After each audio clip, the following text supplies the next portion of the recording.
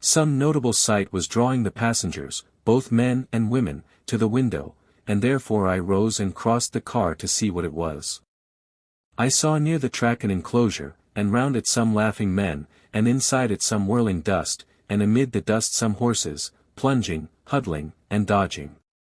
They were playing at bullfighting. They were making a bullfight with a horse for the bull. The horse was really playing the bull remarkably well, and the men were bidding it higher. They were trying to make it charge at them. They were waving their arms and yelling. The horse was getting mad. It was beginning to take the thing in earnest. It was charging now, and the men were jumping aside. One man was not quick enough, and the horse struck him with its shoulder and sent him sprawling. He got up laughing, and the others laughed louder. The horse wheeled and charged again. This time it caught a man fairly, and down he went. The horse stopped and looked at him. The man got up slowly, rubbing his leg. The horse wheeled and charged a third time. The man dodged, but the horse wheeled quicker and caught him from behind. He went down head first this time. The horse stood over him, snorting. The man lay still. The others ran up. One of them turned the man over. His face was bleeding. The horse backed away, snorting and trembling. Then it wheeled and charged the group. They scattered. One man drew his pistol and fired. The horse stopped, shook its head, and charged again. The man fired twice more. The horse fell. The men stood looking at it. Then they looked at the man on the ground. He was dead. I turned from the window. The passengers were turning away too. Some were pale. Some were talking in low voices. One woman was crying quietly. The train started. We left the enclosure and the dead horse and the dead man behind. The sight had depressed me. I went back to my seat. Opposite me sat the only other passenger in the car who had not gone to the window, a tall, dark man, with a lean face and black hair and eyes. He was dressed in the ordinary clothes of the country, flannel shirt, waistcoat, and trousers tucked into boots. A pistol belt was round his waist, and a coat lay on the seat beside him. He was smoking a cigarette and looking out of the opposite window. He had not moved during the whole affair. I sat down and looked at him. He turned his head and looked at me. His eyes were steady and black. He nodded slightly. I nodded back. Then he looked out of the window again. The train rattled on through the hot, empty country. The sun was setting red over the plains. The man opposite me finished his cigarette and threw it out of the window. Then he took out another and lit it. He smoked in silence. I watched him. He had a fine head, strong and clean-cut. His mouth was firm, his chin square. He looked like a man who would do what he said, and say little. Presently he turned to me again. "Stranger?" he asked. "Yes," I said. "Going far?" "To Sunk Creek." He nodded. "I get off there myself." He smoked a while longer. Then he said, "That was a fool trick they played with that horse." "Yes," I said. "They got what was coming to them." He looked at me steadily. "One of them did," he said. I did not answer. He smoked again. Then he said, "You from the east?" "Yes." "First trip?" "Yes." He smiled a little. "You'll see some country." The train stopped at a station. Some passengers got on. The tall man rose and put on his coat.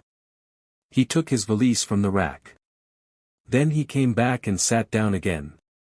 The new passengers were talking about the horse and the dead man. The tall man listened in silence. When the train started again, he turned to me. "My name's the Virginian," he said. I told him mine. He nodded. "Glad to know you." We shook hands. His hand was hard and strong. The train rattled on into the night. The Virginian smoked and looked out of the window. I watched the stars. Presently he spoke again. That horse, he said, was a good one. They spoiled him. Yes, I said. It's a pity. He smoked in silence. Then he said, men are queer. I laughed. Some of them. All of them, he said. The train stopped again. More passengers got on. The Virginian rose and went forward. I followed him. We got off at Medicine Bow. It was a small station, with a few houses round it. The night was dark and still. The air was cool after the heat of the day. The Virginian led the way to the eating house. We went in and sat down at a table. The room was full of men, cowboys, mostly. They were eating and talking and laughing. The Virginian ordered supper for both of us. When it came, we ate in silence. The cowboys looked at us curiously. One of them spoke to the Virginian. Hello, Virginian. Back again? The Virginian nodded. Bring in a tenderfoot? The Virginian nodded again. The cowboy laughed. He'll need nursin'. The Virginian smiled. Maybe. We finished supper. The Virginian paid. We went out. The cowboys followed us. Outside, the Virginian turned to me. We'll stay here tonight, he said. Start early tomorrow. He led the way to a small hotel. We went in. The clerk knew the Virginian. Room for two, he asked. One's enough, said the Virginian. The clerk grinned. The usual. The Virginian nodded. We went upstairs. The room was small, with 2 beds. The Virginian threw his valise on one. I put mine on the other. We'll turn in early, he said. Long ride tomorrow. We undressed and got into bed. The Virginian blew out the light. The room was dark. I lay awake. The Virginian was silent. Presently he spoke. Sleepin'? No. Thinkin' about that horse? Yes. Don't. It's done. He turned over. Soon he was asleep. I lay awake a long time. Then I slept. We started early the next morning. The Virginian had 2 horses waiting, his own and one for me. Mine was a quiet bay. His was a strong black. We rode out of Medicine Bow. The country was open and rolling. The air was fresh. The sun was rising red over the plains. We rode in silence for a while. Then the Virginian spoke. Judge Henry sent me to meet you. I know. He's a good man. I believe so. You'll like the ranch. I hope so. We rode on. The Virginian pointed out things. The sagebrush, the alkali flats, the distant mountains. He knew the country well. He spoke little, but what he said was to the point. Toward noon we stopped at a ranch for dinner. The people knew the Virginian. They made us welcome. After dinner we rode on. In the afternoon we came to the Platte River. We crossed it at a ford. The water was high and swift. My horse stumbled. I nearly fell off. The Virginian caught my bridle and steadied me. Easy, he said. He's feelin' his way. We got across safely. On the other side we stopped to let the horses rest. The Virginian lit a cigarette. You ride well, he said. For an Easterner. He smiled. For anybody. We rode on. Toward evening we came to another ranch. We stayed there that night. The next day we rode again. The country grew wilder. The plains were wider. The mountains were nearer. On the 3rd day we reached Sunk Creek Ranch. It was a large place, with many buildings. Cowboys were working round the corrals. The judge came out to meet us. He was a fine-looking man, tall and straight. He shook hands with me warmly. "Glad to see you," he said. "The Virginian has taken good care of you." "Excellent care." The judge smiled. "He's reliable." We went into the house. The judge's wife was there. She was kind and motherly. They made me feel at home. That evening after supper the cowboys gathered in the bunkhouse. I went with the Virginian. They were playing cards. One of them was a big, red-faced man named Trampas. He was loud and rough. He was losing at cards. He was angry. The Virginian was playing too. He was winning quietly. Trampas looked at him. "You're lucky tonight," he said. The Virginian smiled. "Maybe." Trampas lost again. He threw down his cards. "You're too lucky," he said. The Virginian looked at him steadily. "When you call me that," he said slowly, "smile." The room was silent. Trampas looked at him. His face was red. He tried to smile, but it was a poor attempt. The Virginian looked at him a moment longer. Then he turned back to his cards. The game went on. Trampas played no more that night. Later, in our bunk, I asked the Virginian about it. "Why did you say that?" He was silent a moment. "It's an insult," he said. "Callan, a man a cheat. If he says it's serious, he means fight." "And you?" I gave him a chance to take it back. "By smiling?" "Yes. If he'd smiled real, I'd have let it pass." "And if he hadn't?" The Virginian turned over. "Then he'd have smiled, permanent." I lay awake thinking about it. The code of the West was new to me. It was hard and straight. The next day I began work on the ranch. I was green. The cowboys laughed at me good-naturedly. The Virginian helped me quietly. He never laughed. One cowboy was named Steve. He was young and wild. He was friendly to me. He was a Texan, full of stories. He and the Virginian were friends. One day Steve and Trampas had words. Trampas was bullying a new hand. Steve stood up to him. Trampas backed down, but he hated Steve for it. Later, Steve said to me, "Trampas is bad medicine." The Virginian heard him. "Don't worry about Trampas," he said.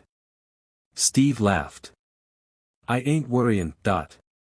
But Trampas was watching. The summer passed. I learned to ride and rope. The Virginian taught me much. He was foreman now. The judge trusted him fully.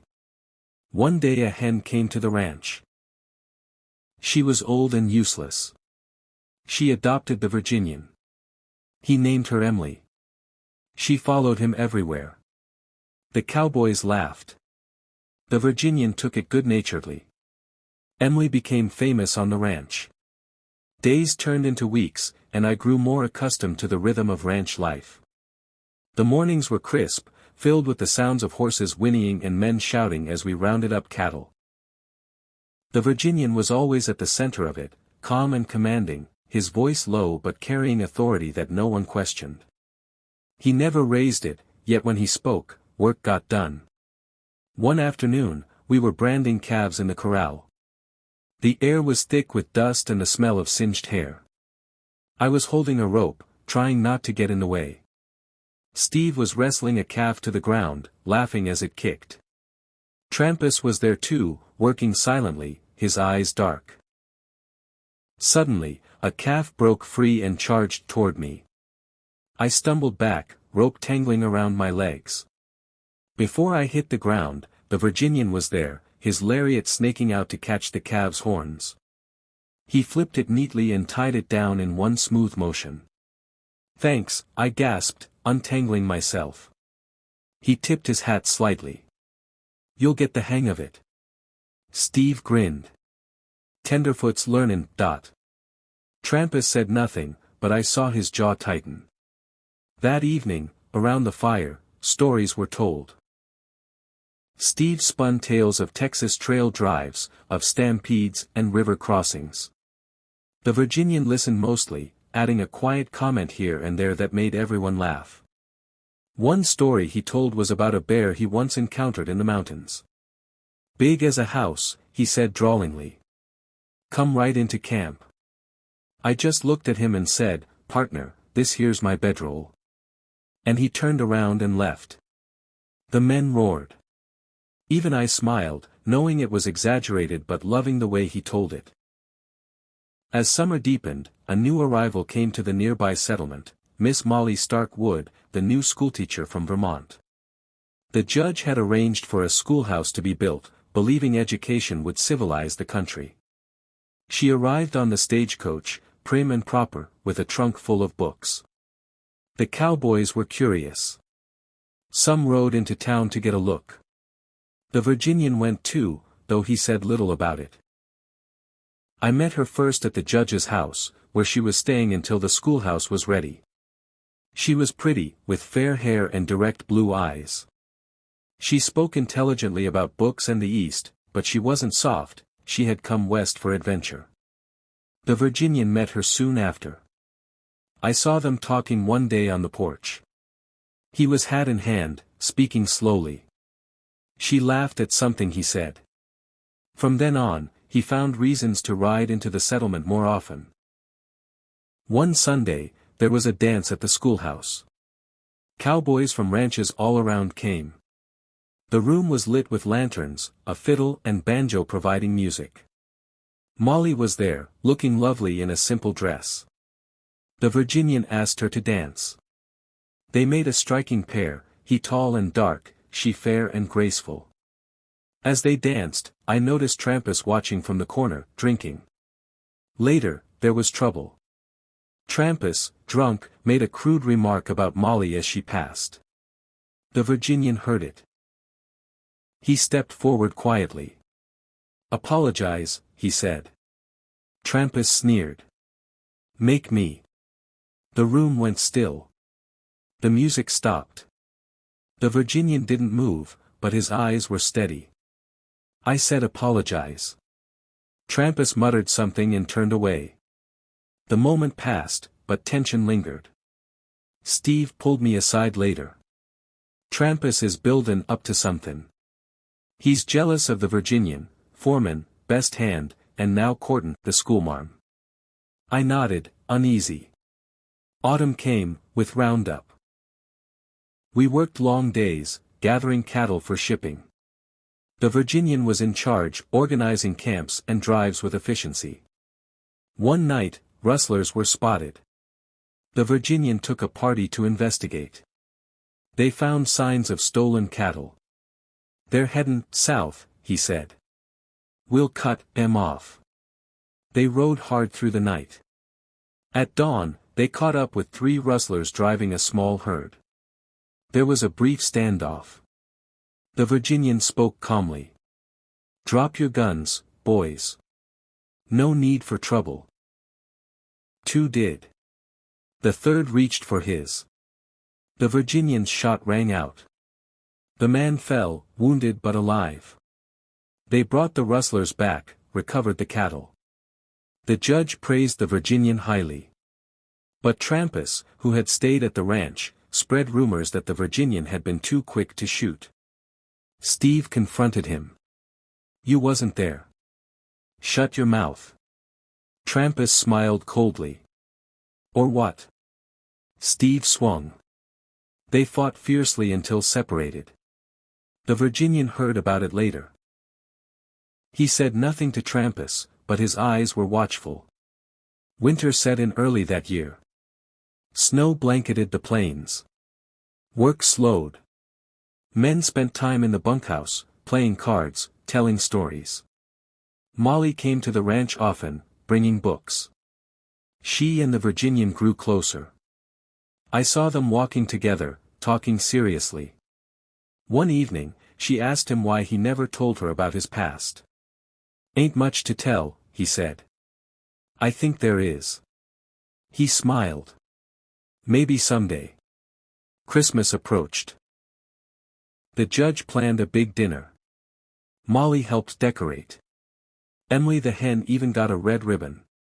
On Christmas Eve, tragedy struck. Steve and Shorty, another hand, had ridden to town for supplies. They didn't return. The next morning, searchers found them, hanged from a cottonwood tree. A note pinned to Steve, rustlers. Everyone knew it was vigilante justice gone wrong, or right, depending on who told it. Rumors said Steve and Shorty had been suspected of rustling. The Virginian rode out alone to sea. When he returned, his face was stone. "They was my friends," he said quietly. The ranch mourned. Molly comforted him as best she could. Spring brought change. Cattle shipping began. The Virginian was promoted to full manager. Trampas left the ranch, taking work elsewhere, but not before a final confrontation. One day in town, Trampas called the Virginian out. "You think you're better than everyone," he snarled. The Virginian looked at him calmly. "I don't think about you at all." Trampas went for his gun. The Virginian drew faster. His shot hit Trampas in the arm, disarming him. "Next time," the Virginian said, "it'll be fatal." Trampas left Wyoming, never to return. With peace restored, the Virginian proposed to Molly. She accepted. They married in the new schoolhouse, with the judge giving her away. The cowboys celebrated wildly. I stayed on the ranch a while longer, but eventually returned east. Years later, I heard the Virginian had become a successful rancher himself, with a family. His legend lived on, the quiet cowboy who stood for honor, who said, "When you call me that, smile," and who helped shape the West.